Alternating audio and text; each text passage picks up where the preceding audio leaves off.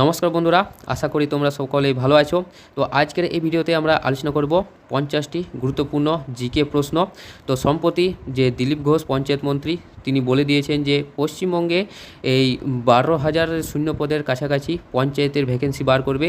তো তার জন্য তোমাদেরকে জোর কদমে প্রিপারেশন নিতে হবে সেই 12,000 শূন্য পদের মধ্যে একটি সিট তোমার নামে রাখার জন্য।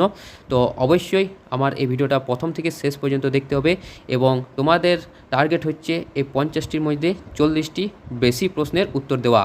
তো এর আগে আমি ডাব্লিউবি গ্রাম পঞ্চায়েতের নিয়ে 55টি প্র্যাকটিস সেট বানিয়ে রেখেছি জিকে প্রশ্নের। তোমরা যদি সেই ভিডিওগুলি না দেখে থাকো তো অবশ্যই আমি এই ভিডিওর ডেসক্রিপশন বক্সে সেই ভিডিওগুলি লিঙ্ক দিয়ে দেবো, সেখানে গিয়ে তোমরা দেখে নেবে। এছাড়াও এই ভিডিওর যদি পিডিএফটা তোমরা যদি নিতে চাও তো অবশ্যই টেলিগ্রামের লিঙ্ক আমাদের দেওয়া আছে, দেখো ডেসক্রিপশন বক্সে। তো সেখানে গিয়ে তোমরা এই ভিডিওর পিডিএফটা তোমরা নিতে পারবে। তো চলো শুরু করি। তো দেখো আজকে আমাদের প্রথম প্রশ্ন রয়েছে, ওয়ার্ল্ড ওয়াটার ডে কবে পালন করা হয়? তো ওয়ার্ল্ড ওয়াটার ডে, তো দেখো ওয়ার্ল্ড ওয়াটার ডে মূলত পালন করা হয় 22শে মার্চ। অপশান সি হয়ে যাবে এখানে সঠিক উত্তর।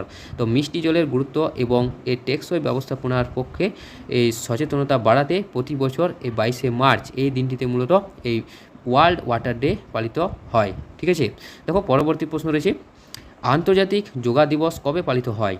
আন্তর্জাতিক যোগ দিবস বা যোগা দিবস, তো দুইয়ের এখানে সঠিক উত্তর হয়ে যাবে প্রতি বছর 21শে জুন। প্রতি বছর 21শে জুন এই আন্তর্জাতিক যোগা দিবস বা আন্তর্জাতিক যোগ দিবস পালিত হয়। ঠিক আছে, দেখো পরবর্তী দেখো প্রশ্ন আমাদের, বিবর্তনবাদের জনক কে? তো বিবর্তনবাদের জনক এখানে বলা হচ্ছে চার্লস ডারউইনকে। অপশান বি হয়ে যাবে এখানে সঠিক উত্তর। ওকে, তো চার্লস ডারউইন তার বিখ্যাত প্রাকৃতিক নির্বাচন তত্ত্বের মাধ্যমে জীবজগতের বিবর্তনের বৈজ্ঞানিক ধারণা প্রতিষ্ঠা করেছিলেন, তার জন্য তাকে বিবর্তনবাদের জনক বলা হয়ে থাকে।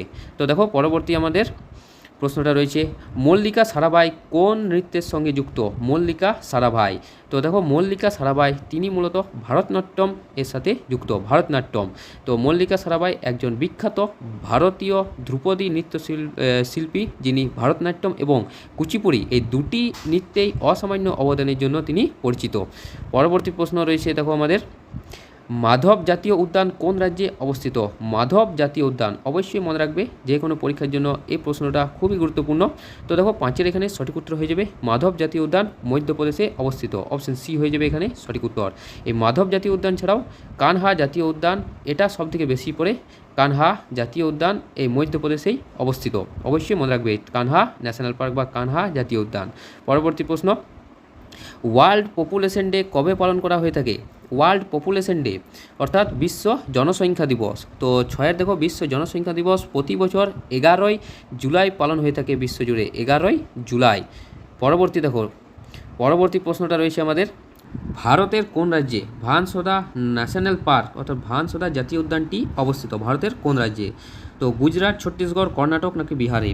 তো দেখো সাতের এখানের মধ্যে সঠিক উত্তর হয়ে যাবে গুজরাটে অবস্থিত। এই ভানসোদা জাতীয় উদ্যানটি গুজরাটে অবস্থিত। এছাড়াও গুজরাটে আরেকটা জাতীয় উদ্যানের নাম কি তা অবশ্যই তোমরা কমেন্ট বক্সে কমেন্ট করে জানিয়ে দেবে। পরবর্তী দেখো প্রশ্নটা, নিচের কোন জাতীয় উদ্যান কেরালায় অবস্থিত নয়? তো কেরালায় অবস্থিত নয় এমন জাতীয় উদ্যান কোনটি নিচের মধ্যে? তো দেখো এখানে সঠিক উত্তর হয়ে যাবে কুদ্রেমুখ জাতীয় উদ্যান। অপশান সি হয়ে যাবে এখানে সঠিক উত্তর, কুদ্রেমুখ জাতীয় উদ্যান। তো ইরাভিকুলাম, সাইলেন্ট ভ্যালি ও পেরিয়ার জাতীয় উদ্যান এই তিনটি মূলত কেরালায় অবস্থিত, কিন্তু কুদ্রেমুখ জাতীয় উদ্যান এটি মূলত কর্ণাটক রাজ্যে অবস্থিত।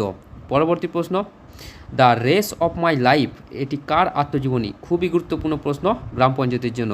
তো দেখো the race of my life এই বইটি মূলত রচনা করেছিলেন মিলখা সিং। অপশান বি হয়ে যাবে এখানে সঠিক উত্তর। তো the race of my life হলো ভারতের কিংবদন্তি দৌড়বিদ এবং উড়ন্ত শিখ বা ফ্লাইং শিখ নামে পরিচিত মিলখা সিং এর একটি আত্মজীবনীমূলক বই। দেখো পরবর্তী প্রশ্ন, বংশগতির জনক কাকে বলা হয়ে থাকে? মেন্ডেল, ডারউইন, ওপারিন নাকি লেমার্কে? তো দেখো বংশগতির জনক মূলত বলা হয়ে থাকে মেন্ডেলকে। অপশান এ হয়ে যাবে এখানে সঠিক উত্তর। তো গেগর জোহার মেন্ডেল মটর গাছের উপর দীর্ঘ পরীক্ষা নিরীক্ষা চালিয়ে বংশগতির সূত্রগুলি আবিষ্কার করেছিলেন বলে একে বংশগতির জনক বলা হয়ে থাকে। দেখো পরবর্তী, ওয়ার্ল্ড থিয়েটার ডে কবে পালন করা হয়? ওয়ার্ল্ড থিয়েটার ডে, তো দেখো এখানে সঠিক উত্তর হয়ে যাবে 27শে মার্চ। অপশান এ হয়ে যাবে এখানে সঠিক উত্তর। তো 1961 সালে ইন্টারন্যাশনাল থিয়েটার ইনস্টিটিউটের দ্বারা এই বিশ্ব নাট্য দিবসটি প্রথম চালু করা হয়। পরবর্তী প্রশ্ন, মৃণালিনী সারাভাই কোন নৃত্যশৈলীর সঙ্গে যুক্ত ছিলেন? মৃণালিনী সারাভাই। তো দেখো মৃণালিনী সারাভাই মূলত তিনি ভারতনাট্যম নৃত্যশৈলীর সাথে যুক্ত ছিলেন। অপশান বি হয়ে যাবে এখানে সঠিক উত্তর। তো তিনি একজন প্রখ্যাত ভারতীয় শাস্ত্রীয় নৃত্যশিল্পী ছিলেন এবং আহমেদাবাদের দর্পণ একাডেমি অফ পারফর্মিং আর্টসের প্রতিষ্ঠা করেন। পরবর্তী প্রশ্ন, নিম্নের কোনটি নেলসন ম্যান্ডেলার আত্মজীবনী? Nelson Mandela. তো দেখো এখানে সঠিক উত্তর হয়ে যাবে option C, the struggle is my life. Option C হয়ে যাবে এখানে সঠিক উত্তর। তো এটি নেলসন ম্যান্ডেলার রাজনৈতিক জীবন ও সংগ্রামের উপর ভিত্তি করে রচিত একটি বিখ্যাত সংকলনমূলক গ্রন্থ। পরবর্তী প্রশ্ন রয়েছে, রোপার জলাভূমি কোন রাজ্যে অবস্থিত?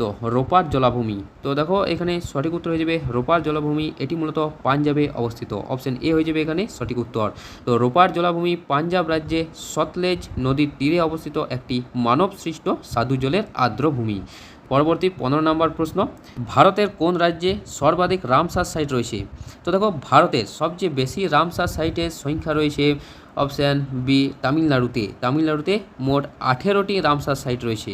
দেখো পরবর্তী প্রশ্ন, অমৃতবাজার পত্রিকার সম্পাদক কে ছিলেন? তো অমৃতবাজার পত্রিকার সম্পাদক ছিলেন শিশির কুমার ঘোষ। অপশান ডি হয়ে যাবে এখানে সঠিক উত্তর, শিশির কুমার ঘোষ। 1868 সালে শিশির কুমার ঘোষ তার ভাইয়েরা মিলে এই ঐতিহাসিক জাতীয়তাবাদী পত্রিকাটি প্রতিষ্ঠা ও সম্পাদনা করেছিলেন। পরবর্তী প্রশ্ন, সিতারা দেবী কোন নৃত্যকলার সাথে যুক্ত? সিতারা দেবী খুবই গুরুত্বপূর্ণ প্রশ্ন। তো সিতারা দেবী তিনি মূলত কত্থক নৃত্যকলার সাথে যুক্ত। অপশান সি হয়ে যাবে এখানে সঠিক উত্তর। তো সিতারা দেবী ভারতের একজন কিংবদন্তি কত্থক নৃত্যশিল্পী ছিলেন, যাকে কবিগুরু রবীন্দ্রনাথ ঠাকুর নৃত্য সম্রাজ্ঞী উপাধি দেন। পরবর্তী প্রশ্ন দেখো, চেঞ্জিং ইন্ডিয়া আত্মজীবনীটি কার? তো চেঞ্জিং ইন্ডিয়া এই আত্মজীবনী হচ্ছে ভারতের প্রাক্তন মুখ্যমন্ত্রী মনমোহন সিংয়ের। অপশান বি হয়ে যাবে এখানে সঠিক উত্তর। দেখো পরবর্তী প্রশ্ন রয়েছে আমাদের, কোনটি নতুন রামসার সাইট হিসেবে মনোনীত হয়েছে? নিচের মধ্যে কোনটি নতুন রামসার সাইট হিসেবে মনোনীত হয়েছে? তো দেখো এখানে সঠিক উত্তর হয়ে যাবে উদওয়া হ্রদ। অপশান বি হয়ে যাবে এখানে সঠিক উত্তর। তো উদওয়া হ্রদ ঝাড়খণ্ডের একমাত্র এবং সাম্প্রতিকতম রামসার সাইট হিসেবে ভারতের তালিকায় স্থান পেয়েছে। পরবর্তী প্রশ্ন, মুকুন্দ্রা হিলস জাতীয় উদ্যান কোন রাজ্যে অবস্থিত? মুকুন্দ্রা হিলস। তো পুরীর দেখো এখানে সঠিক উত্তর হয়ে যাবে রাজস্থান রাজ্যে অবস্থিত। এই মুকুন্দ্রা হিলস রাজস্থান রাজ্যে অবস্থিত। তো মুকুন্দ্রা হিলস জাতীয় উদ্যানটি রাজস্থানের কোটা অঞ্চলে অবস্থিত এবং এটি একটি অন্যতম প্রধান ব্যাঘ্র প্রকল্প। পরবর্তী প্রশ্ন, সংবাদ কৌমুদী পত্রিকার সম্পাদক কে ছিলেন? তো সংবাদ কৌমুদী এই পত্রিকার সম্পাদক ছিলেন রাজা রামমোহন রায়। অপশান বি হয়ে যাবে এখানে সঠিক উত্তর, রাজা রামমোহন রায় 1821 সালে সমাজ সংস্কারক ও প্রগতিশীল চিন্তাধারায় সংবাদ কৌমুদী সাপ্তাহিক পত্রিকা প্রকাশ ও সম্পাদনা করেন। পরবর্তী, তেজস্ক্রিয়তার জনক কে? তো তেজস্ক্রিয়তার জনক হচ্ছে হেনরি বেকারেল। অপশান এ হয়ে যাবে এখানে সঠিক উত্তর। 1896 সালে ফরাসি পদার্থবিদ হেনরি বেকারেল প্রথম প্রাকৃতিক তেজস্ক্রিয়তা আবিষ্কার করেন, তাই তাকে তেজস্ক্রিয়তার জনকও বলা হয়ে থাকে। পরবর্তী প্রশ্ন, এলাহাবাদ শহরের বর্তমান নাম কি? দেখো এলাহাবাদ শহরের বর্তমান নাম হচ্ছে প্রয়াগরাজ। অপশান ডি হয়ে যাবে এখানে সঠিক উত্তর। তো 2018 সালে উত্তরপ্রদেশ সরকার এলাহাবাদ শহরের নাম পরিবর্তন করে এর প্রাচীন ও ঐতিহাসিক নাম প্রয়াগরাজ হিসেবে পুনর্বহাল করে। দেখো পরবর্তী, মুসি নদীর তীরবর্তী শহর কোনটি? তো মুসি নদীর তীরবর্তী শহর হচ্ছে হায়দ্রাবাদ। অপশান এ হয়ে যাবে এখানে সঠিক উত্তর। তো হায়দ্রাবাদ কোন নদীর তীরে অবস্থিত? সঠিক হচ্ছে মুসি নদীর তীরে অবস্থিত। পরবর্তী প্রশ্ন, সানি ডেজ অ্যান অটোবায়োগ্রাফি, তো এটি কে লিখেছেন? তো সানি ডেজ অ্যান অটোবায়োগ্রাফি, তো এটি হচ্ছে মূলত সুনীল গাভাস্কারের আত্মজীবনী। অপশান বি হয়ে যাবে এখানে সঠিক উত্তর। তো সানি ডেজ হলো ভারতের কিংবদন্তি ক্রিকেটার ও প্রাক্তন অধিনায়ক সুনীল গাভাস্কারের একটি বিখ্যাত আত্মজীবনীমূলক গ্রন্থ। পরবর্তী প্রশ্ন, জামশেদপুর কোন নদীর তীরে অবস্থিত? জামশেদপুর, তো জামশেদপুর মূলত সুবর্ণরেখা নদীর তীরে অবস্থিত। অপশান বি হয়ে যাবে এখানে সঠিক উত্তর। তো ঝাড়খণ্ডের একটি বিখ্যাত শিল্পনগরী জামশেদপুর সুবর্ণরেখা এবং খড়কাই নদীর মিলনস্থলে গড়ে উঠেছে। নেক্সট প্রশ্ন রয়েছে, পাঁচমারি বায়োস্ফিয়ার রিজার্ভ ভারতের কোন রাজ্যে অবস্থিত? পাঁচমারি বায়োস্ফিয়ার রিজার্ভ, তো দেখো 27 এখানের মধ্যে সঠিক উত্তর হয়ে যাবে মধ্যপ্রদেশে অবস্থিত। অপশান এ হয়ে যাবে এখানে সঠিক উত্তর, মধ্যপ্রদেশে এই পাঁচমারি বায়োস্ফিয়ার রিজার্ভটি অবস্থিত। পরবর্তী, ভারতের বায়োস্ফিয়ার রিজার্ভের সংখ্যা কয়টি? তো ভারতে টোটাল বায়োস্ফিয়ার রিজার্ভের সংখ্যা রয়েছে 18টি। অপশন সি হয়ে যাবে এখানে সঠিক উত্তর। তো ভারতের পরিবেশ ও বন মন্ত্রকের তথ্য অনুযায়ী বর্তমানে সমগ্র ভারতে মোট 18টি সরকারিভাবে স্বীকৃত বায়োস্ফিয়ার রিজার্ভ রয়েছে। পরবর্তী প্রশ্ন দেখো, ভারতের ক্ষুদ্রতম রামসার সাইট কোনটি? তো ভারতের ক্ষুদ্রতম রামসার সাইটের নাম হচ্ছে রেণুকা হ্রদ। অপশান এ হয়ে যাবে এখানে সঠিক উত্তর, রেণুকা হ্রদ। হিমাচল প্রদেশে অবস্থিত রেণুকা হ্রদ মাত্র 0.2 বর্গ কিলোমিটার আয়তন নিয়ে ভারতের ক্ষুদ্রতম রামসার সাইট জলাভূমি, এবং ভারতের বৃহত্তম রামসার সাইটের নাম হচ্ছে পশ্চিমবঙ্গের সুন্দরবন। অবশ্যই মনে রাখবে। দেখো পরবর্তী প্রশ্ন, ডিরোজিও কোন পত্রিকার সম্পাদক ছিলেন? ডিরোজিও সমাচার দর্পণ, পার্থেনন, বন্দে মাতরম নাকি সবুজপত্র? তো ডিরোজিও তিনি মূলত পার্থেনন পত্রিকার সম্পাদক ছিলেন। অপশন বি হয়ে যাবে এখানে সঠিক উত্তর। তো ইয়ং বেঙ্গল আন্দোলনের নেতা হেনরি লুই ভিভিয়ান ডিরোজিও তার অনুগামীরা 1830 সালে পার্থেনন নামক সাপ্তাহিক পত্রিকাটি প্রকাশ করেন। পরবর্তী প্রশ্ন, পাটলিপুত্রের বর্তমান নাম কি? পাটলিপুত্রের বর্তমান নাম কি? তো এখানে সঠিক উত্তর হয়ে যাবে পাটনা। অপশন এ হয়ে যাবে এখানে সঠিক উত্তর। তো পাটলিপুত্র হলো বিহারের বর্তমান রাজধানী পাটনার ঐতিহাসিক ও প্রাচীন নাম। পরবর্তী প্রশ্ন, গোদাবরী নদীর তীরে নিম্নের কোন শহরটি অবস্থিত? ডিব্রুগড়, গুয়াহাটি, নাসিক নাকি শ্রীনগর? তো গোদাবরী নদীর তীরে মূলত অবস্থিত হচ্ছে নাসিক শহরটি। অপশান সি হয়ে যাবে এখানে সঠিক উত্তর। তো মহারাষ্ট্রের বিখ্যাত নাসিক শহরটি গোদাবরী নদীর তীরে অবস্থিত। দেখো 33 নম্বর প্রশ্ন, কোন রাজ্যে মান্নার উপসাগর অবস্থিত? কোন রাজ্যে মান্নার উপসাগর অবস্থিত? তো এখানে সঠিক উত্তর হয়ে যাবে তামিলনাড়ু। অপশান বি হয়ে যাবে এখানে সঠিক উত্তর। তো ভারত ও শ্রীলঙ্কার মধ্যবর্তী মান্নার উপসাগরটি ভারতের তামিলনাড়ু রাজ্যের উপকূলে অবস্থিত। আর এই মান্নার উপসাগরকে আমরা পক প্রণালী হিসেবে চিনি, পক প্রণালী হিসেবে চিনি, যেটি শ্রীলঙ্কাকে ভারত থেকে বিভক্ত করেছে। পরবর্তী প্রশ্ন, কলকাতার যমজ শহর কোনটি? হাওড়া, হুগলি, দুর্গাপুর নাকি ব্যারাকপুর? তো কলকাতার যমজ শহরের নাম হচ্ছে হাওড়া। অপশান এ হয়ে যাবে এখানে সঠিক উত্তর। তো হুগলি নদীর দুই পাড়ে মুখোমুখি অবস্থিত হওয়ায় হাওড়া ও কলকাতাকে যমজ শহর বলা হয়ে থাকে। এছাড়াও হায়দ্রাবাদ এবং সেকেন্দ্রাবাদ এই দুটি শহরকেও মূলত এই যমজ শহরও বলা হয়ে থাকে। পরবর্তী প্রশ্ন, পণ্ডিত যশোরাজ কোন ঘরানার সঙ্গে যুক্ত? তো পণ্ডিত যশোরাজ কোন ঘরানার সাথে যুক্ত? তো এখানে সঠিক উত্তর হয়ে যাবে মেওয়াতি ঘরানা। অপশান এ হয়ে যাবে এখানে সঠিক উত্তর। তো বিখ্যাত ধ্রুপদী সঙ্গীত শিল্পী পণ্ডিত যশোরাজ হিন্দুস্তানি শাস্ত্রীয় সঙ্গীতের মেওয়াতি ঘরানার প্রতিনিধি ছিলেন। পরবর্তী প্রশ্ন, দিল্লির পূর্ব নাম কি? তো ভারতের রাজধানী দিল্লির পূর্ব নাম ছিল ইন্দ্রপ্রস্থ। অপশান সি হয়ে যাবে এখানে সঠিক উত্তর, ইন্দ্রপ্রস্থ। তো মহাভারত অনুসারে প্রাচীনকালে বর্তমান দিল্লি অঞ্চলটি পাণ্ডবদের রাজধানী ইন্দ্রপ্রস্থ নামে পরিচিত ছিল। দেখো নেক্সট প্রশ্ন, ভারতী পত্রিকার সম্পাদক কে ছিলেন? তো ভারতী পত্রিকার সম্পাদক ছিলেন দ্বিজেন্দ্রনাথ ঠাকুর। অপশান বি হয়ে যাবে এখানে সঠিক উত্তর। তো 1877 সালে জোড়াসাঁকো ঠাকুর বাড়ি থেকে প্রকাশিত ভারতী পত্রিকার প্রথম সম্পাদক ছিলেন দ্বিজেন্দ্রনাথ ঠাকুর। নেক্সট প্রশ্ন রয়েছে, তেলেঙ্গানা রাজ্যের যমজ শহর কোনটি? তেলেঙ্গানা রাজ্যের যমজ শহর, তো তোমাদেরকে একটু আগে বললাম তেলেঙ্গানার রাজধানী হায়দ্রাবাদ ও তার সঙ্গে সেকেন্দ্রাবাদ, এই দুটি শহর হচ্ছে যমজ শহর, এবং পশ্চিমবঙ্গের হাওড়া এবং কলকাতা হচ্ছে যমজ শহরের উদাহরণ। দেখো পরবর্তী প্রশ্ন, পণ্ডিত পান্নালাল ঘোষ কোন ঘরানার সাথে যুক্ত? তো পণ্ডিত পান্নালাল ঘোষ তিনি মূলত মাইহার ঘরানার সাথে যুক্ত। অপশান সি হয়ে যাবে এখানে সঠিক উত্তর। তো ভারতের বিখ্যাত এবং প্রখ্যাত এই বাঁশিবাদক হিন্দুস্তানি শাস্ত্রীয় সঙ্গীতের বিখ্যাত মাইহার ঘরানার শিল্পী ছিলেন। পরবর্তী প্রশ্ন, সত্রিয়া ড্যান্স কোন রাজ্যের নৃত্য? খুবই গুরুত্বপূর্ণ প্রশ্ন।